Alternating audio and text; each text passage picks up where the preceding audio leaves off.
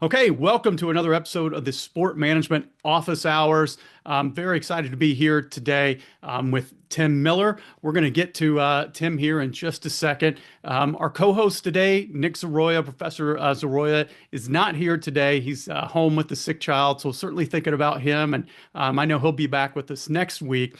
But for this week, we talk with sport management faculty across the country, people who are doing really cool things, and talk about conversations that we have kind of behind closed doors, just as a way for people to kind of understand what goes on in academia. But we kind of think the sport management related field is unique in the fact of what we do and the type of professors we have and just the hands-on kind of skills that we like to do for our students. And I think we hit a home run with our guests talking to them just a little bit before the show with Professor Miller here.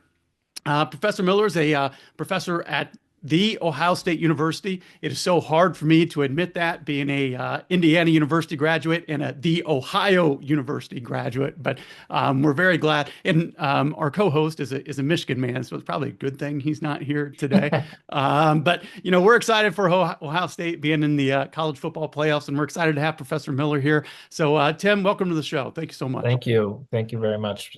Excited to be here, Brandon, and really appreciate the opportunity because you're right. It is a super unique space. And so I'm always eager to have a conversation, especially since you've got a lot of passionate people that want to learn. That's a great word. Passion is a great word. Because I think you get students anytime, and I'm sure you talk with potential students as well.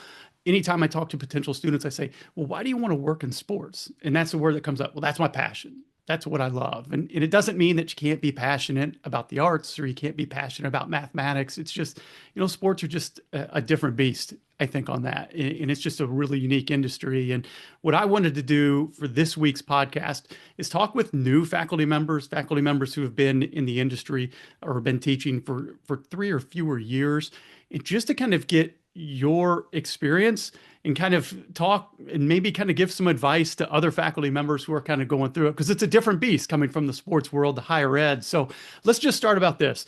Tell us about your journey, how you went from working in PR for professional teams to now as a full-time faculty member. Yeah, so I got an opportunity to come to Ohio State that actually, for anyone that is ever exploring academia, I guess I'll kick off with the tip is classes are always looking for real world experience. Classes are always looking for guests and speakers that can connect students, not only with opportunities, but to open their eyes to jobs that they didn't necessarily know existed. I didn't know about sports PR when I initially came into college. I knew I was passionate about sports, knew I was interested and good at communications, but I didn't know that people did sports PR for a living. And so I had always a passion for wanting to connect with students because I felt like students that made the most out of their classes usually had professors that were willing to go above and beyond for them. And so I was really fortunate that I had professors that cared about my career regardless of where it went. When I had a chance to speak a few times at Ohio State in a unique class that I'm really fortunate to now teach is a sports media relations class within the College of Arts and Sciences School of Comms here on campus. There was an appetite for that class to bring someone in who was currently in the sports industry and potentially take the class over. And I had been in-house for a sports team. I worked with the Columbus Crew, the Major League Soccer team in Columbus. I was there for a decade, 8.5 of those years. I was the head of communications, and I was looking for a new challenge. I had accomplished what I had wanted in that role, and without going down a 10-year quick summary with the Crew, but 3 ownership changes, a championship, a new stadium, a potential relocation, and an opportunity to get more communications and reputation management and crisis management experience than I think a lot of people would dream of. I wanted something that would challenge me in a new way. And so when Ohio State ended up having this opening to teach the class, I had thought this might make sense for me, but I'm really just a lecturer in the adjunct side. And so for me, I would have to find a setup that would work for me to have a work setup, both financially and from an hours perspective to allow me to grade and teach and hold office hours and do the requisite duties of the role while also recognizing that I'm teaching a class 2 days a week. And so I started reconnecting with people in the sports industry while I was looking for full-time work, and trying to figure out what was next. And a lot of colleagues had said, "Yeah, we don't really have any full-time openings. And do you really want to leave Columbus?" And I said, I love Columbus. I love it here, and I think that was kind of something to be okay with. Young PR pros and young individuals that wanted to get into sports say, I'll up and move anywhere for a gig." And you start to realize like it's okay if you don't want to up and move, but you are needing to be cognizant of what those limitations are. And so I wanted to stay in Columbus. There were some great PR pros in the industry that said, "I would love to work with you, either on a project basis or on a part-time basis." And I started talking to a few folks that said, you could do like a professor job and a consulting job and make that a unique thing. And so I took a chance and said, what if 3 days a week, all day, I was a consultant and a fractional head of comms, and what if 2 days a week I taught all day? And ultimately that would lead to every day being uniquely different. And happy to talk about all that experience, but that's how I ended up in Ohio State and in year 1.5 of both teaching and consulting. See, I love that. And I think only somebody who's had the experience for the number of years in the sports industry that you have could actually figure that out and do that. I think you can have it both ways. It may take some time to get there in just the trust that you've built up over years in your career and the experience that you've built up in your network over career. It might be hard for somebody who's new to the industry to say, okay, I'm going to kind of consult, I'm going to teach, or I'm going to do this and this and this. But to know that, hey, I'm comfortable where I'm at. I've got the skill set and the network to be able to run my own thing here. And I want to kind of give back and do another challenge on this side. I think that's great. And I think there's so many ways to kind of have your one foot in the sport industry while you're still in academia. So I love that story. I think that's a story for maybe not my new alumni, but those who've been in the field for 10 or something years who come back to me and say, man, I'd really love to teach. I'd really love to give back. Well, there's ways to do it. There's paths to do it. So I think that was a really cool story. You've been in that for a year and a half now teaching. So what's kind of been the biggest surprise, whether it's been in the classroom or just academia as a whole, because it's a whole different industry and a whole different beast. Yeah, I think the biggest challenge for me was that there are so many students that are just as you said on the onset, really passionate about sports that want to make a career in sports. They're not totally sure just yet what of the countless different type of roles that are out there, but they're passionate, but are finding that it is incredibly competitive to Mhm. find internships. And so my surprise moment was how many really, really talented individuals who were, hungry, were curious, all of the things you want in a potential employee and as a student who hadn't gotten an internship experience to date and were juniors and seniors. And so I wanted to make sure that as much as the sage on the stage model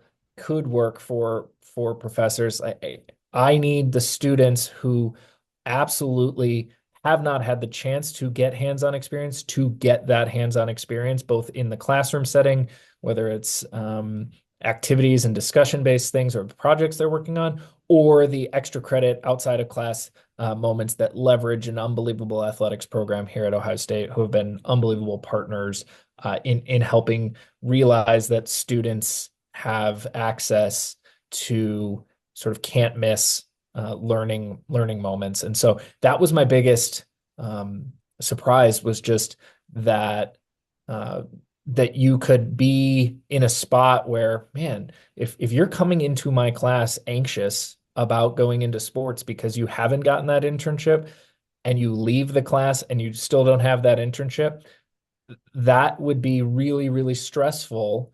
But if that is the only thing that you deem yourself as success, if like, oh, I got that internship, then that's a really high expectation that I'm not sure, any professor can deliver on. But what I can Mhm. deliver Yep. on is trying to give you some hard skills and some soft skills that will give you exposure to a lot of the short-term volunteer opportunities and just the willing to be persistent and resilient, which will hopefully get your foot in the door.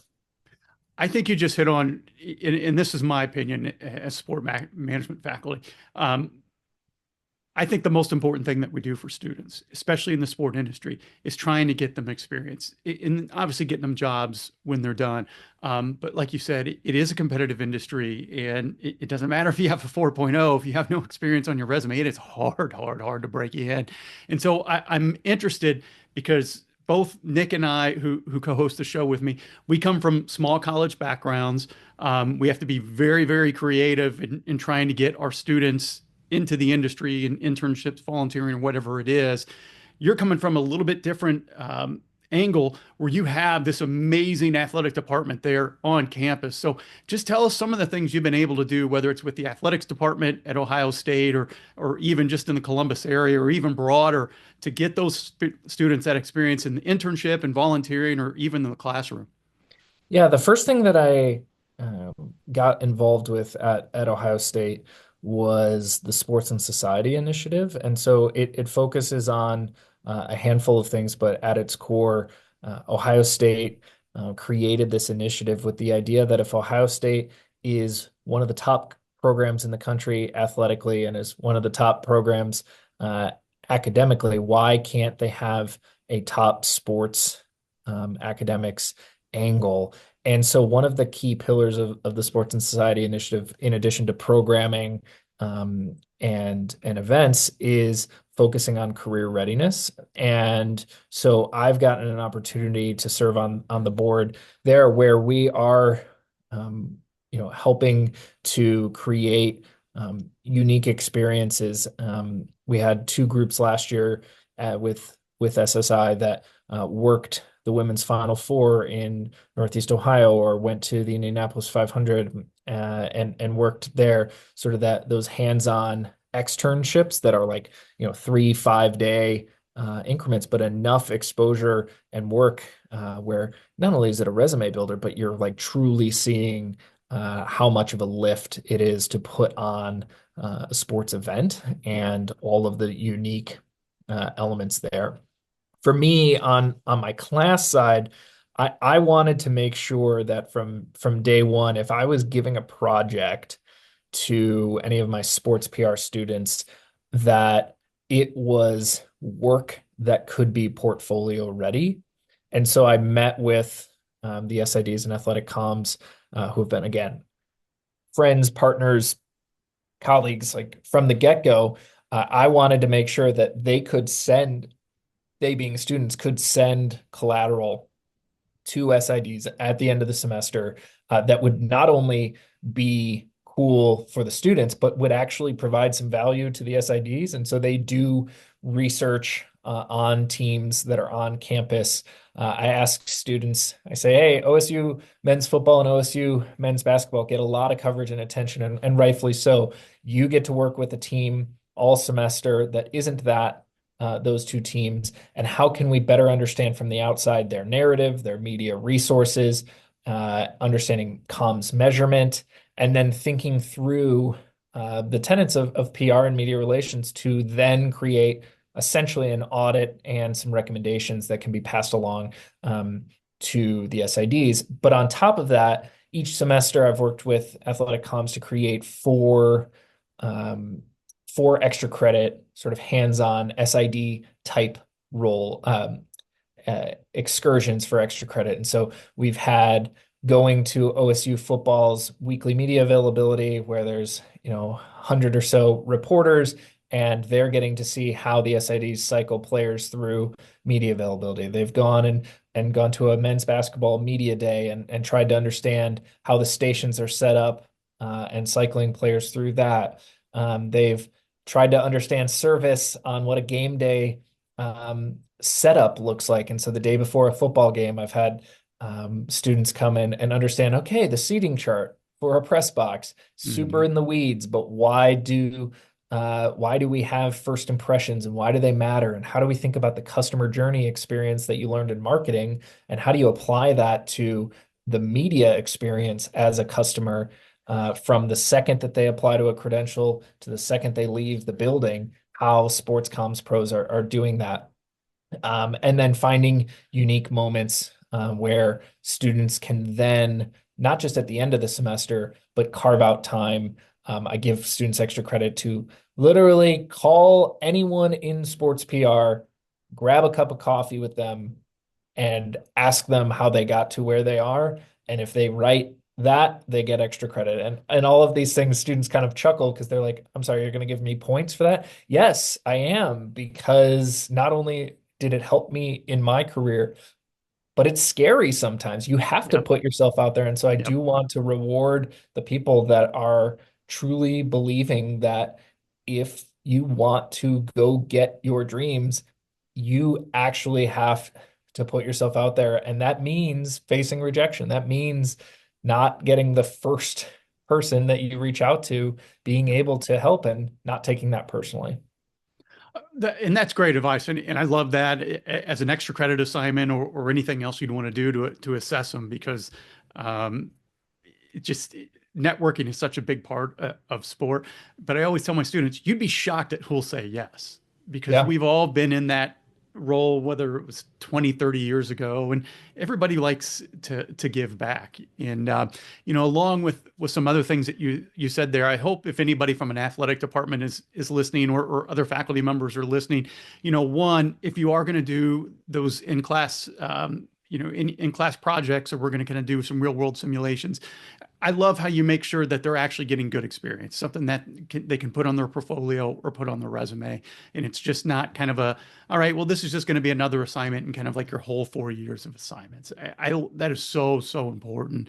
And, athletic departments, use us on the academic side, please. Like our students are hungry and it's free help. And especially, like you said, for those sports that might not get as much attention, um, hey, this is a way to get them a little bit of attention and bring them into the fold. So, I love what you're doing there. And so with that, whether it's been with those projects there or something else, in the 2 years that you've been a faculty member, what's been the most rewarding aspect of the job so far? Most rewarding has been the ability to transform a little bit of the classroom space away and doing a flipped inverted classroom setup to where I can have a lot more hands-on discussions and activities and truly get to know the students a little bit more. I think coming out of COVID, but truly it was a pre-COVID thing. It just wasn't talked about as much. Students genuinely wants to come to a class where they feel like the person that is teaching the class cares, and then also is passionate about the material and not Yep. the opposite.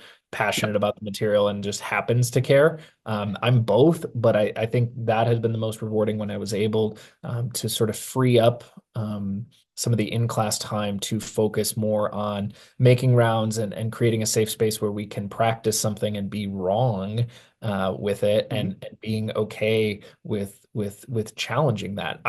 Going back to the athletics example, I am bullish and okay with saying that like I want my class to be a pathway into the athletic comms jobs and to make it really hard for them to not hire a former student of mine. And currently, one of the athletic comms interns is a former student of mine, and that brings me a lot of joy that from day one in the interview process, they were able to showcase work that they did in my class and that they had a leg up on not having to be trained on types of game notes to be writing and the different types of sort of nuanced sports comms roles. So getting back to the value that you're providing, you're also training the next generation of professionals. So you might as well be in touch with the types of things that employers are truly looking for, whether you've been um, in the hiring space recently or it's been a handful of years.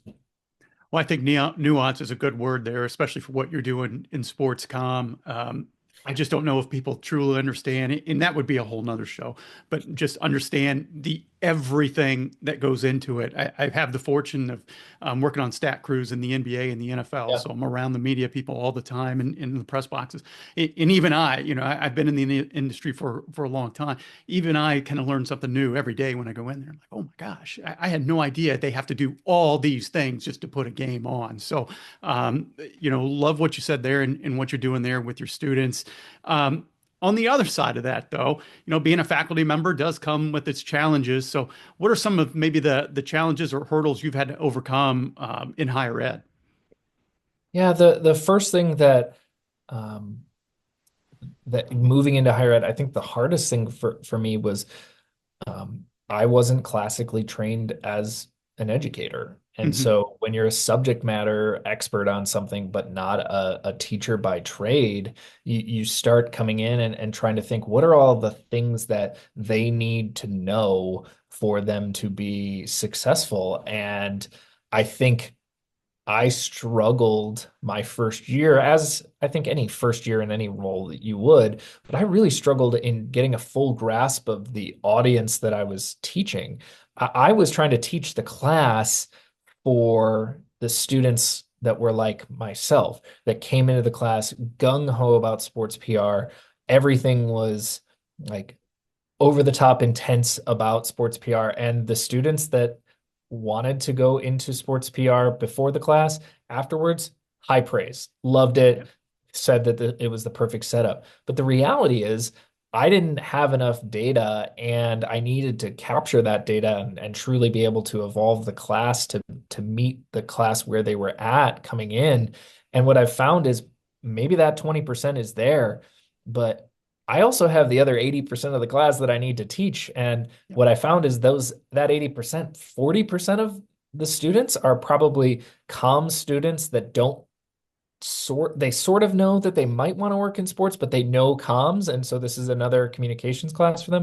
And the other 40% of students, I'm really fortunate, come from all different educational backgrounds, from the business school, from had students on the medical side that are teaching the class that are just really passionate about sports, that don't know anything historically about sports comms, like don't have all the foundational mass comm theory. And so I'm trying to build a course that is attractive for those three types of individuals, that also puts students on a level playing field when they come to class. And so changing to the inverted model where I've got a lot of pre-recorded lectures now where students are reading, and I tell students all the time, if you want to speed me up on my lectures at 1.5, 2 speed, like fine. There's some material that is going to be a refresher if you've had a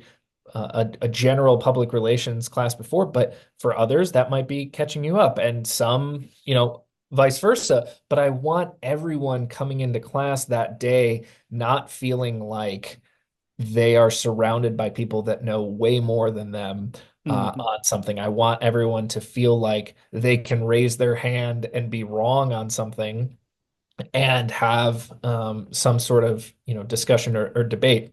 My favorite one is, I have a lot of students that are communications majors and the various subsets. So like strat comm majors are probably the most frequent students.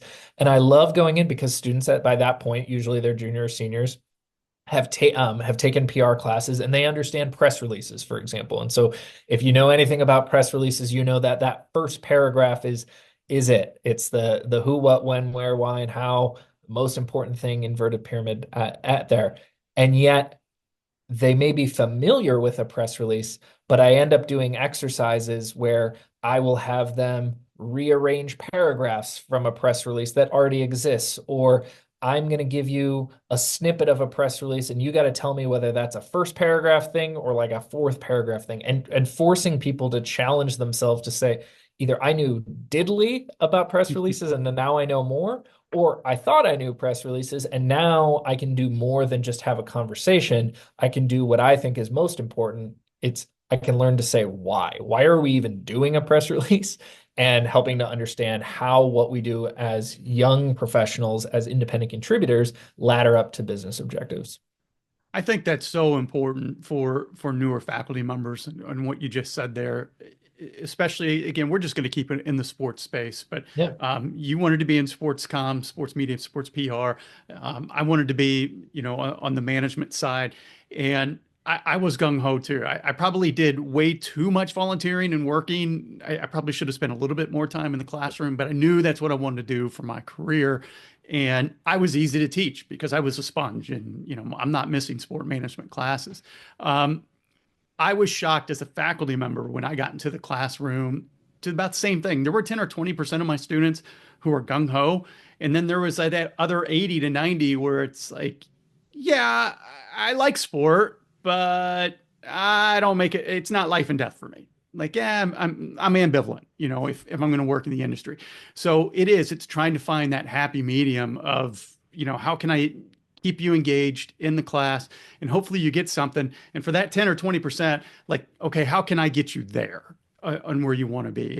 And that's a tough thing. And that takes some time for professors to figure out. So I think that's an interesting thing you talk about there. Yeah, and I don't think that I value, those three segments any differently. In Right. terms of Yeah. I teach them all the same. It's just the approach is an understanding that if true communications in general, when you sort of zoom out, is meeting the right people with the right message at the right time, like then you have to find unique ways to expose individuals to the content, and that there are different ways that people want to learn. I actually found that the students that are really, really passionate about sports but may not have indicated they wanted to do sports PR is because they didn't, like me, truly know what that role was. And Yep. so sometimes I take for granted and I need to simplify of like, this is what a day in the life looks like. And these are some of the challenges you face.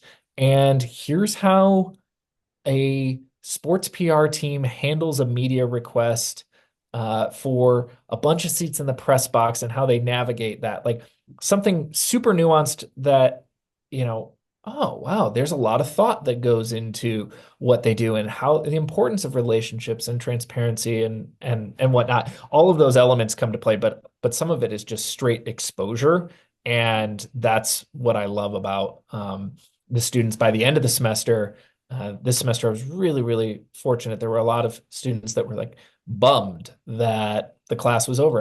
And to that, I said, like, awesome. Now go explore, what we learned in this class. And thankfully, I carve out 4 sessions throughout the semester where they have to learn how to write talking points about themselves and learning talking points about what they're passionate about and what they bring to the table and the value. I always joke, and I'm sure you've seen this too. It's like PR people are really bad at doing PR for themselves. So if you're held to the fire a little bit and can early on use those talking points and combine it with an extra credit opportunity to grab a cup of coffee, that might be the difference of someone keeping you top of mind. And that's what I'm hoping for. Well, that's what I like when you talk about the extra credit opportunities. So if you do have those students who do want to go above and beyond and really excited, Yeah. well, they've got those opportunities to do that. So, you kind of touched on some strategies that you've used in the classroom. What about any mentorship or advice that you've had from other faculty members there at Ohio State, or maybe just other people in your career that you've been able to apply to the classroom as a faculty member? Yeah, the two things that immediately come to mind, both from a traditional mentorship perspective and then like a program-based mentorship, I've been so fortunate. When I think about the people that I've worked with at Ohio State, they are really, really successful at what they do and make meaningful impact on students. They have given to me so freely what they had been given, and it blew me away. Um, I had two colleagues and friends in Nicole Kraft and Mary Sternberg here at Ohio State who immensely helped, whether it was offering rubrics that they had previously developed or syllabus or things on the Canvas platform, like down to the most granular of things, but being a sounding board for the struggles and the challenges of being a new professor. Students find that the semester can be taxing. Well, it is also taxing on the professors, and learning that, and also navigating imposter syndrome and learning how to show up and be your authentic self. And Nicole and Mary have been awesome resources too, of like, man, I see how students talk about them, and I wanted to be like them so much. And then I realized, like, why don't I just work on being me? And over time, I would start to get feedback of, wow, no, students are coming up to Mary and Nicole talking about how they really enjoy my unique quirks and setups and the knowledge base, and recognizing that that I have something to offer. So finding someone that you can steer into also requires a little bit of an ego check. I had to realize that, like, my student evaluation reviews for the first year weren't going to be, A+ marks, because I was learning how to set up a course, and how to grade, and how to provide feedback, and deal with the ins and outs of a classroom setting. But it also, you need to have a beginner's mindset too. Yep. If you're green, then you can grow, is what I've liked to try to reestablish in this sort of new part of my career. And so when I come in asking a lot of questions of people that have done it before, I get to continue to learn, and I really enjoy that. The second thing that I've taken advantage of, in every university is different, but here at Ohio State, the Drake Institute is a wonderful teaching resource where it helps educators and staff learn the cognitive science of teaching in a meaningful way, whether it's syllabus and assessment design, to how to understand the active learning model. And so I've been in a cohort this year with other educators in their first couple of years of teaching and learning that. And that's had a wonderful experience to be able to ask those questions. And, I'm in a cohort with someone in the science space, and I couldn't have 10 seconds of dialogue about aviation and aviation science, but I can understand their struggle in trying to build a rubric for a medium-sized assessment right after fall break. Like, those are the types of things that I've been able to find common ground on. And it's something that has led me to be really passionate. I'm currently now reading more books about teaching and how people learn, and that's been really enjoyable. It doesn't feel like work to do it, and I feel like as I'm doing that, I just start to enjoy it, just like you would a craft that you want to get really, really good at.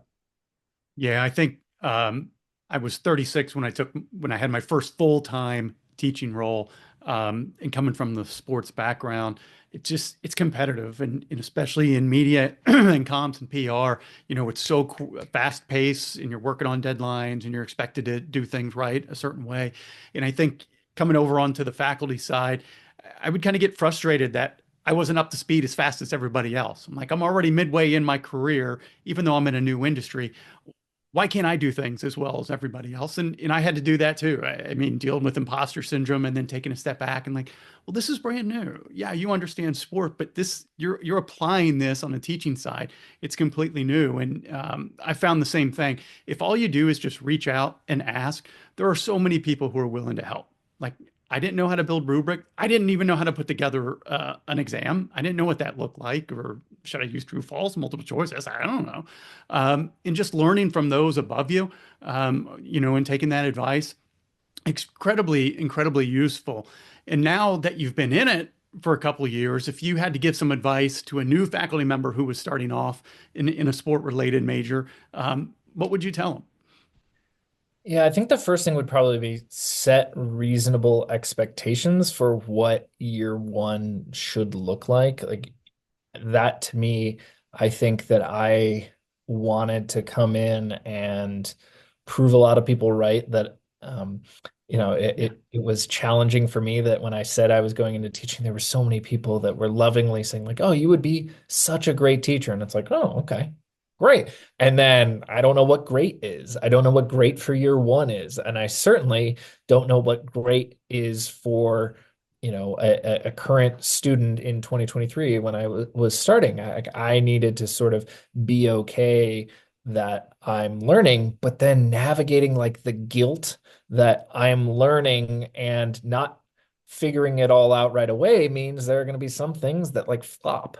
Yeah. And and not feeling like students got shortchanged in their learning because I was thinking back and I was trying to picture all of the best professors that I ever had. And then I thought to myself, I don't think I ever got any of my professors' first semester of teaching. I don't think I ever did. And yet that's what I'm comparing myself to. And you talk to professors who have been in the space for a long time and they still talk about the struggles and the challenges and it's not like all of a sudden everything clicks and it gets easy for the rest of time, but it gets easier. And so asking for advice and having reasonable expectations is one, but then also being unafraid to take a risk that might flop. I wanted, as I was scaling a class from one section to two sections of the sports class, I thought, well, you know what? It may be challenging here. Maybe I need to add in an exam. And so I was trying to find creative ways to do an exam that wasn't stress inducing. And Mhm. what I ended up developing like just didn't work. It ended up being too open-ended and it didn't yield the results I was looking for. And I was really second guessing myself. I mean, I could see that I had, on those days, like sort of lost the room, that I was trying to teach something and trying to give them an exam. And of course, anytime evaluation part comes into play, people get stressed. But to me, it also allowed me to try to turn it into a little bit of a crisis comms exercise and positioning sort of that triangle of three P's that I like to talk about in class at some point throughout the semester anyways. And so it was a chance last uh, last spring was like people, process, and product. Like if one of the things, the product is a major miss, hopefully you've got great processes in place and great people in place to be able to sort of withstand the imbalance at that moment. But if you Mhm. have a bad product and your processes are not things that you can stand by, then you are hinging on the fact that like you got to be good people and the people in place. And so, helping to realize that I could talk through the class like, hey, you know me from a personal standpoint, you know me from a people element. Here was the process I was going for. It didn't work. And here's how I fixed the product. And, obviously, um, provided a path to make students whole on that specific assessment, I do think was more meaningful for me because I had never had a professor that air quote failed at something and then talked through it. It was always an opportunity where you as a student now got a chance to sort of see how the sausage was made and I felt like that was a little bit more of the authentic style that I wanted to have anyways. I truly, truly believe that students crave authenticity. You Yeah. don't have to be the best educator in the world. You don't have to even know everything about the subject. But if you're authentic and you're giving your best and you're showing that passion that you talked about earlier, I do think you'll get buy-in and students will respect that. And I had a similar situation. I think the first exam I gave out as a full-time professor, I mean, my students bombed. They bombed hard. And I remember going to my wife and just unloading, not on her, but just unloading. Like, I can't believe they do this bad. How could they do this? And then when I stepped back and took some inventory, I'm like, well, go back and reread it as if you were a student. Like, did you actually write this really well? And I did. And I remember going into the classroom then the next time we met and like, guys, you have some blame here, but I shoulder a lot of responsibility. I Yeah. can see, two or three questions where I really kind of messed up here. And here's what I'm going to do to fix this. And, they responded to that. and there wasn't a lot of weeping or gnashing of teeth. I think there was a lot of respect there. And then over time, I've kind of learned like, okay, well, that class just in and of itself, it's going to be tough and students are going to struggle and not all of them are going to get A's. That's not on you.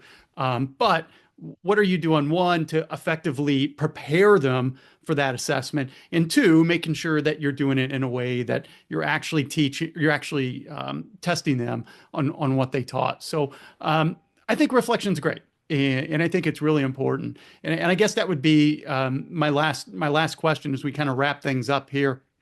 Is this how are you able to bring that authenticity into the classroom that students seem to respond to? Well, I'm still learning, but I got some great feedback this semester of students really seeming to enjoy it, no matter what their background was. I restructured the course over the summer, and for any new faculty, my biggest advice would be don't try to make changes between winter break and the start of spring semester. There's not enough time. You think you have the Amen. time, but the summer break is to do it. But I restructured the course based on I had been really getting into storytelling and wanting to understand that structure a little bit more. And so I dug into Joseph Campbell's hero's journey and actually restructured the course on the sports class side through the lens of a hero's journey, and truly tried to make it about them with me being a guide and sort of the progression in the story arc of them on that journey, going into sort of an unknown world to facing challenges and meeting mentors and facing ordeals, getting rewards, and sort of finding the road back. That is actually how I then set up the 16-week course. And so being able to take a framework that had worked well in a different space that still focuses on them, I think was really helpful for me. And then the second thing that I felt like I made it a point in my first year is at some point in every semester when I get the sense that life and midterms and everything are catching up to people, I usually pivot to having a discussion about mental health. And to me, the discussion then becomes about my challenges with mental health and providing students with the inability to no longer say that they don't know someone who struggles with mental health, that has sought help. And especially if you want to work in the sports space, don't be like me and skip your 20s by thinking that you've got this when there is a lot of strength and power in asking for help. And especially if you're going into sports comms where high intensity, always being in the middle of trying to challenge things, like you really need to take care of yourself. And I found that afterwards, the coolest thing for me is throughout the course of the semester, students feeling like they could talk to me about challenges that they're facing from a mental health perspective, or just honestly more engaged students. That some students heard me that you could see the light go on, that yes, this is a class and yes, there is a grade, but ultimately the success of the course is hopefully you leaving Ohio State's class in sports media relations, or the campaigns class that I teach, that you felt like you belonged, and hopefully that we were able to grow a little bit together, and that I think those two things between the course design and a little bit of an emphasis on mental health has at least bared a little bit of fruit thus far, and I hope to continue to do that. Well, that's the benefit of having a practitioner who is in the field, and, Yeah. and who understands everything that it takes. So, well, Tim, thank you so much for being here on the show. We appreciate having you, and it was a really fascinating conversation. He is Professor Tim Miller at The Ohio State University, and if you want to message the show, make sure you message us through Spotify, YouTube, and then Tim, have a great winter break, and all the best to you going forward. Thanks so much. Really appreciate it. Hope to come back on sometime soon.